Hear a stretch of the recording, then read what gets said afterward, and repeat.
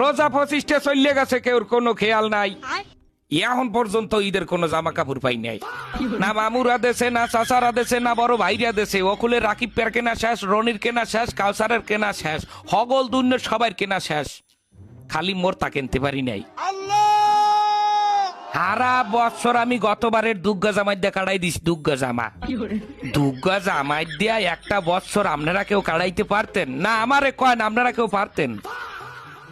এখন আমার গায়ে যে জামাগুয়া এইটার ক্যাতকুলি সিরা এবং এমন কায়দায় সেরছে যে মানের সামনে বই আমার হাত জাগাইয়া যে আমার মাথা চুলকামু হ্যার উপায় নেই, হেলে ক্যাতকুলিসি নেইবে। এবং পেন্দনের যে প্যান্ডা সবাই জানেন ফুটপাতে কিনছি, এই প্যান্ডার মধ্যে 19-20টা তালি, সিরা প্যান্ট সেলাই করিয়ে তালি দিয়ে হেয়ার পর হিন্দি। আমি আমার বাপ মা, আত্মীয় স্বজন, বড় ভাই ব্রাদার, মামু খালু, বোন বোনাই যারা আছেন সবাই কাছে হাত জোর করিয়ে কই গেলাম, 27 রোজার মধ্যে যদি আমার কেনাকাটা না করিয়ে দেন বোঝেন, হ্যালে এবছর ঈদে আমি কোনো জামা কাপড় পিনবো না।